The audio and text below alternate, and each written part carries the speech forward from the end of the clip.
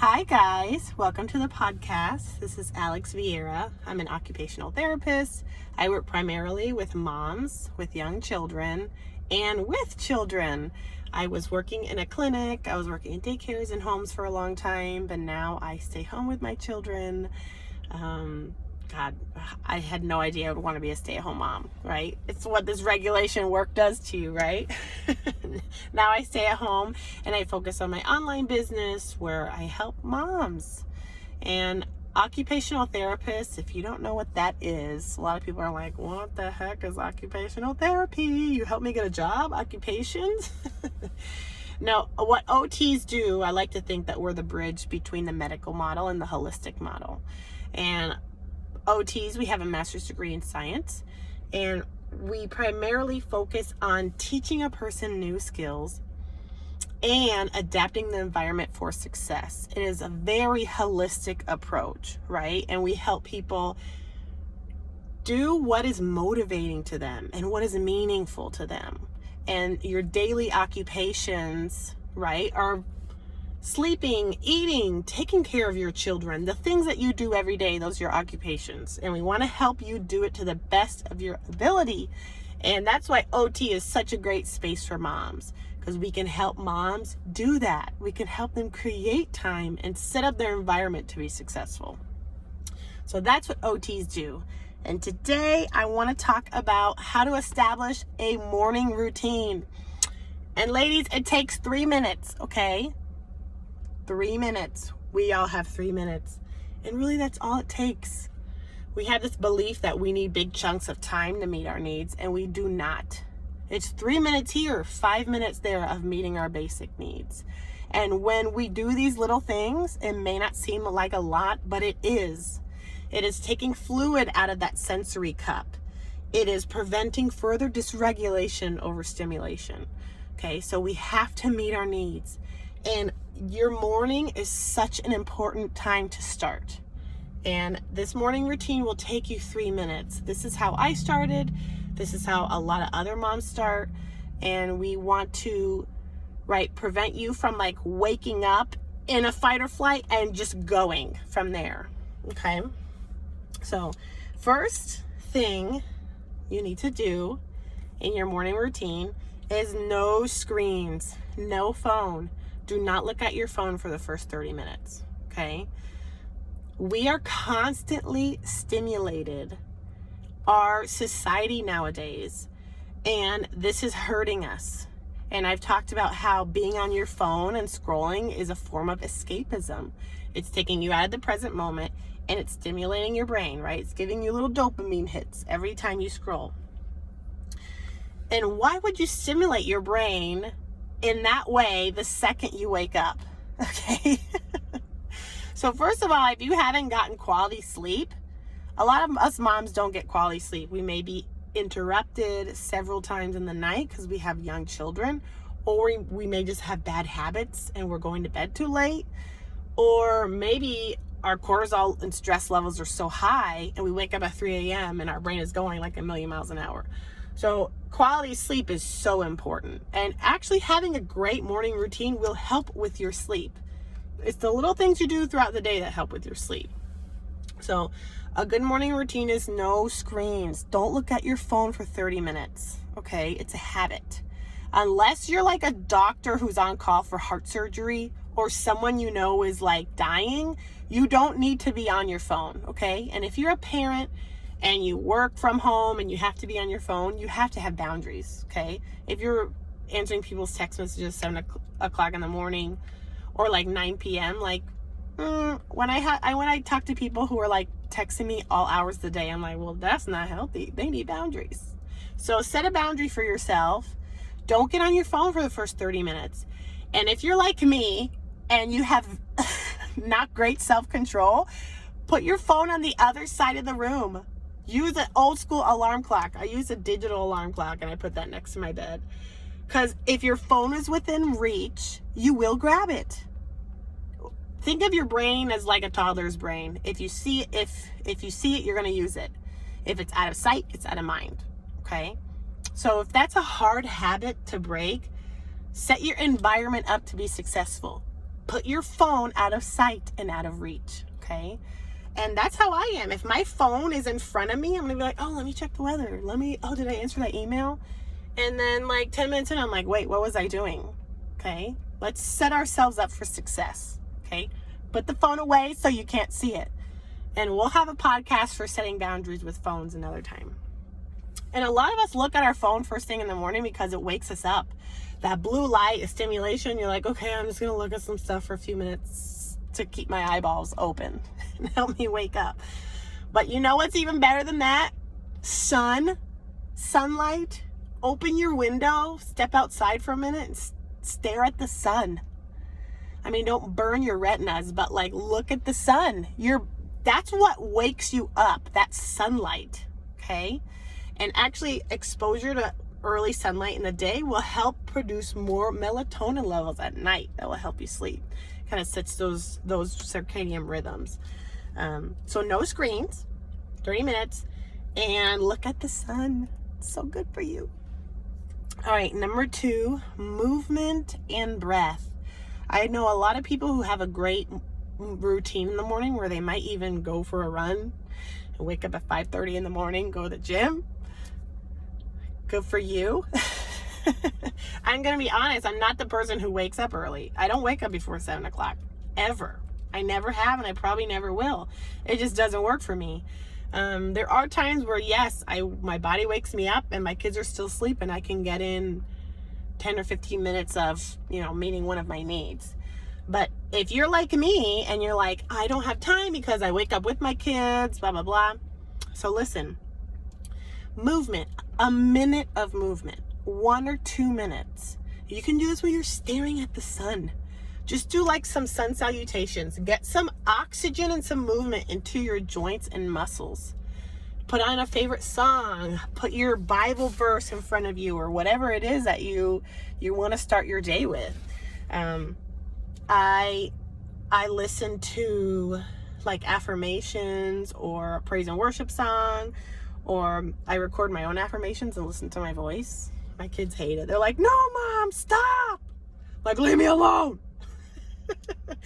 But whatever it is, 1 to 2 minutes of moving and getting oxygen into your body, into your joints. And that itself will wake you up. It feels great. And take some deep breaths too. Take some very deep, deep breaths. Remember that you could do the physiological side. 2 deep breaths in through the nose and a very long exhale. Okay. And if you are not sleeping, these things are even more important, because when you wake up on poor sleep, right, you're already in a stress response. So this will tell your body, hey, I'm safe. I'm trying to regulate. So the second one is movement and breath. You can do that 2 minutes and hook it with a habit you already have. So maybe it's before you go to the bathroom. Maybe it's before you put your clothes on. Maybe it's while you're drinking your water, whatever that is. And your kids might be annoyed by it, but they'll get used to it. My daughter would be like, no, Mama, no stretch. No. She'd like hang on to my leg. Like I'm torturing her by taking my deep breaths. If she only knew this would help. But your kids get used to it. Now my kids look at me and they're like, whatever. And then sometimes they even stretch with me. It's pretty cool. All right. And then the third is alignment. Align yourself with your goals, with your higher self. What kind of day do you want to have? A lot of us tend to overthink and our brain is just going first thing in the morning. But that movement and that breath is going to get you back into your body, out of your head. And those affirmations and beliefs that you're going to start using in the morning is really, really going to help set you up for success. So have some affirmations written out. Maybe you have a journaling routine in the morning. You can write out your affirmations. It takes 1 or 2 minutes. You could do that, right after you do your movement. A lot of us have limiting beliefs, right? That we tell that our brain is just, I'm exhausted. I don't get enough sleep, blah, blah, blah. And rewire those. I have energy to get through this day. I make time to meet my needs. Okay. Reframe. It feels weird. Feels like you're like trying to trick yourself. Well, you are. You're trying to reprogram your brain. So that's affirmations. And you're aligning yourself, right? And even if you don't feel it, do it. Fake it till you make it. And be grateful. Throw in some gratitude in there. Gratitude is the highest possible frequency we could have, okay? Because our brain goes to the negatives, right? Our 100,000 thoughts a day, most of them are negative. So reframe, look around and find 3 specific things you are grateful for, and you will definitely feel a shift. And then the 4th one is hydrate, don't caffeinate. Ladies, let me tell you, I don't know how many people I've worked with, and I did this too. Caffeine right when you wake up on an empty stomach. Oh my gosh, why do we do this? Because we're addicts. Because my brain works after coffee. I need coffee, or I can't, my brain doesn't work. Don't talk to me until I have my coffee. Girl, the caffeine is a stimulant to your nervous system. And if you are already dysregulated and anxious, don't be drinking caffeine, okay? Oh, but I can drink coffee all day and it does nothing to me. That's BS. You're stimulating your nervous system and it is doing something to you, okay? If you're struggling with nervous system regulation, do this. Eat first. Eat within an hour of waking up. I know a lot of us will wait hours, but that can actually increase your cortisol levels. If you're fasting, it may be different. Look into fasting. It works for some people and it doesn't work for other people. Could actually be causing your body more stress. I used to fast for years and now I just can't. It's not working for my body. It was causing more stress. So think about eating a meal and waiting at least an hour and a half to caffeinate, okay? And if you love having your warm thing right when you wake up, like warm up some water, hydrate, quality water, put a little salt in it, put some lemon.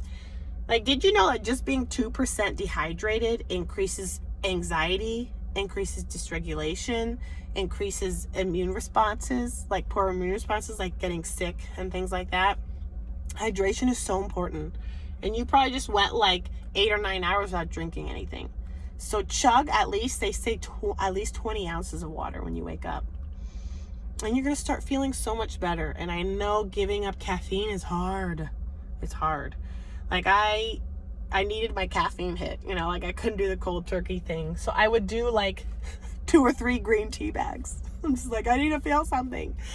And I would do that instead of coffee. Or I would have like 1 tea before breakfast, right? It's a lot less caffeine. Green tea actually has so many benefits.